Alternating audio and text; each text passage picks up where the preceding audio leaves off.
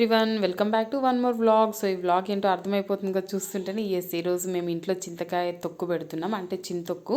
So మేము అనంతపురంలో చింతొక్కు అని అంటాము, జనరల్గా పచ్చడి అని ఏం వాడుంటాము.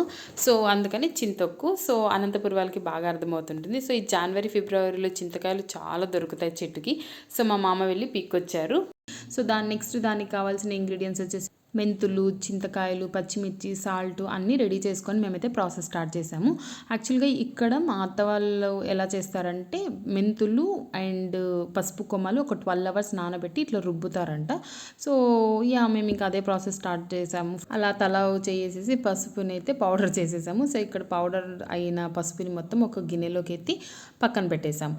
నెక్స్ట్ వచ్చేసి నానిన మెంతులు. యాక్చువల్గా మెంతులు కొంచెం ఎక్కువ వేస్తాం కదా, సో ఒకేసారి అంటే చిన్న గుండు కాబట్టి ఒకేసారి అంటే కష్టమవుతుందని కొంచెం కొంచెం వేసి ఇక్కడ రుబ్బడం అయితే మళ్ళీ స్టార్ట్ చేసాం. సో అప్పట్లో మిక్సీలు ఏవి లేవు, ఎలా రుబ్బేవాళ్ళు. ఇప్పట్లో మిక్సీలు వచ్చాయి కాబట్టి బతికిపోయాం మనము. అప్పట్లో ప్రతిదీ రుబ్బుకోవడమే కదా. అదే చెప్తున్నారు మా అత్త, లైక్ దోశకి అంతకి మేము పనికి వెళ్ళేసి వచ్చిన తర్వాత దోశ పిండి అంతా ఇట్లా రుబ్బుకునే వాళ్ళము అని చెప్తున్నారు.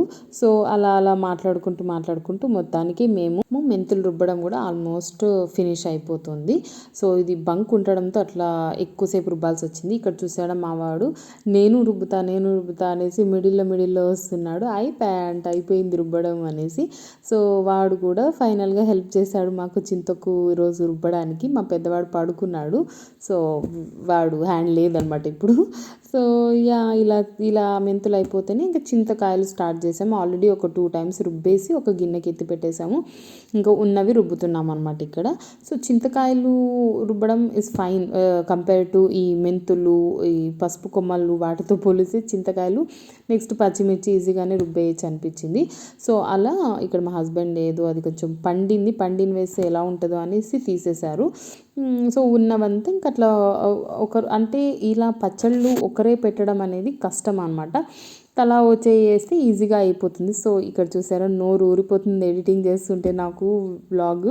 సో చింతకాయలు చూస్తేనే అట్లా అనిపిస్తుంది కదా. సో బట్ నేనైతే అంత పులుపు తినలేను. చింతొక్కు ఊరగాయలు తింటాను కానీ ఇంత రా పులుపు అనేది తినడం నా వల్ల కాదనమాట. సో ఫైనల్గా అయితే ఒక 2 times రుబ్బిందంతా ఒక గిన్నెకి ఇట్లా ఎత్తాము అండ్ మిగతా ఉన్నవన్నీ రుబ్బేసాము అన్నమాట. సో ఇప్పుడైతే ఆ రుబ్బిన మెంతులు, పసుపు, పచ్చిమిర్చి, చింతకాయలు, సో ఉప్పు అన్నీ ఇట్లా వేసేసి మిక్స్ చేసేసాము. ఇందులో యాక్చువల్గా పీచ్ ఉంటుంది కదా, సో అదంతా తీసి పక్కన పెట్టాము. జనరల్గా ఇట్లా సపరేట్ చేయకూడదు, అందుకని లాస్ట్కి మాత్రం కలిపేద్దాము లాస్ట్లో అనేసి ఇంకా ఫైనల్గా ఉన్నది మొత్తం ఎత్తేసి బకెట్కి ఫిల్ చేశారనమాట. జనరల్గా చింతొక్కుని లక్ష్మీదేవితో పోలుస్తారు కాబట్టి ఇలా తొక్కు అంతా పెట్టుకోగానే బకెట్కి కొంచెం పసుపు కుంకుమ పెట్టి అగరబత్తులు తిప్పేసి అలా మొక్కొనేసి పక్కన పెట్టేస్తారనమాట. నాట్ ఓన్లీ చింతొక్కు, ఏ పికిల్ పెట్టినా మా సైడ్ అయితే అట్లా ట్రీట్ చేస్తాము.